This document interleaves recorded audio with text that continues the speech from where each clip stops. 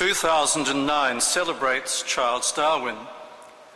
It is also the International Year of Astronomy, celebrating the 400th anniversary of the first use of an astronomical telescope by Galileo. I'm speaking to you today as a Christian and as a scientist. Though brought up to attend church, it was only during my third year at university, on hearing lectures by a missionary, a PhD in the classics, that Christian faith first began to make sense. Experiencing at that time a momentary awareness of the presence of Christ, I passed from unbelief to belief. That was more than 50 years ago. Throughout my graduate student days in Oxford, there were always 3 Christians out of 5 doctoral students in our lab. So much for the stereotype that scientists are atheists. I believe that God exists, that the universe is his creation, and that to investigate the world is a valid Christian vocation requiring our God-given minds and rationality. John Pilbrow says, "Since the world is God's creation, it is a fitting duty for religious people to study it." I have neither sought nor found God in the laboratory, for God is not his creation. Nor is God an explanation for gaps in our knowledge, a point well made in 1954 by the late Professor Charles Coulson. When we come to the scientifically unknown, our correct policy is not to rejoice because we have found God, it is to become better scientists. Science is based on empirical observation, repeatable experiments, testing of hypotheses, and establishment of theories that have significant explanatory power. Scientific publications are peer-reviewed. Not a perfect system, but it works. Science explores what is the case, not what might have been. It interrogates a world that really exists and is highly regular. I see God's faithfulness in the regularity. Richard Dawkins claims that science is the ultimate reality, but evidence from religious experience, justice, love, forgiveness, art and music seriously challenges that view. By the end of the 19th century, my discipline of physics was thought to be more or less complete, but the birth of quantum ideas in 1900 proved a watershed, and physics has since dramatically changed the scientific landscape.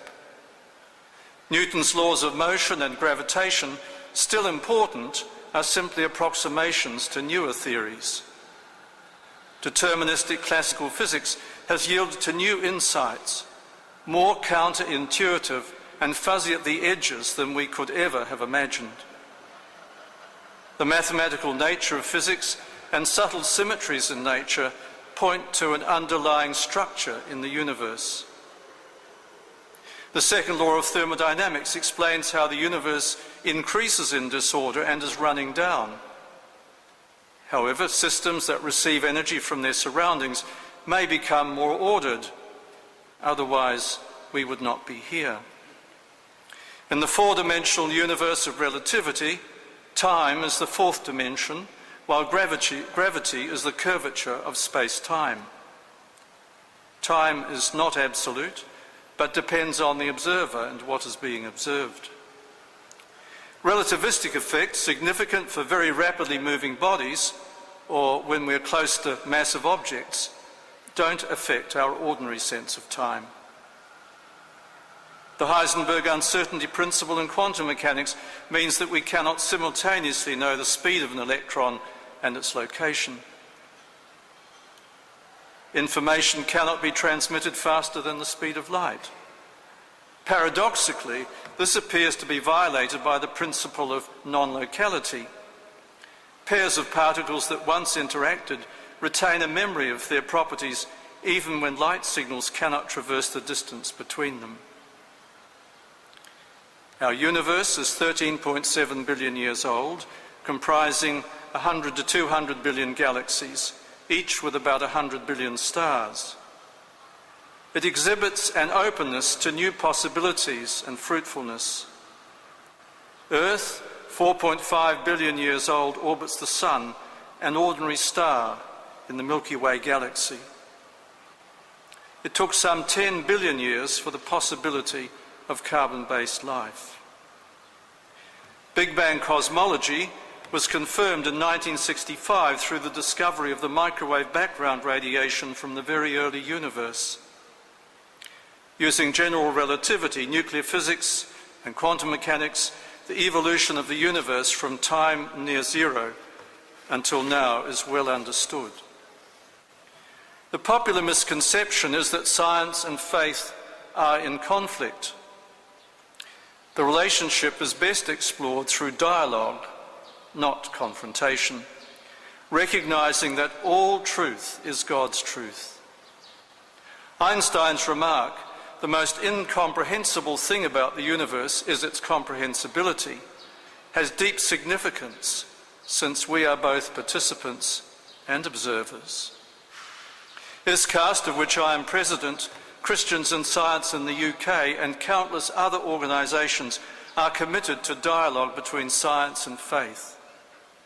And so too are journals such as Theology and Science in the USA and Science and Christian Belief from the UK. Christianity, like science, also depends on empirical data. For example, revelations of God to Abraham, Moses and the prophets, and historical events, the Exodus, and the birth, life, death and resurrection of Jesus Christ. I agree with Oxford theologian Alistair McGrath when he argues for scientific theology. The established long history of the universe should caution us against reading Genesis chapter 1 as science or history. Its primary message is theological. Without God, our universe would not exist. Genesis goes on to explore our relationship to God, to each other, and the world. The prologue to John's Gospel and Colossians 1, read earlier, are also theological statements. Polkinghorne explains that the evolving world is to be understood theologically as a world allowed by the Creator to make itself to a large degree. Creation continues. Our sun will die in about 5 billion years. Long before that, Earth will be uninhabitable, raising questions for Christian eschatology and the meaning of life after death. The Heisenberg uncertainty principle and unpredictability in chaos theory have been invoked to explore God's action in the world, assuming that God must have a temporal aspect. There is a great deal more that could be said. In conclusion, people of faith have nothing to fear from scientific discoveries. From time to time, science will challenge us to rethink aspects of our faith. That makes the journey for a follower of Jesus Christ exciting and worth living.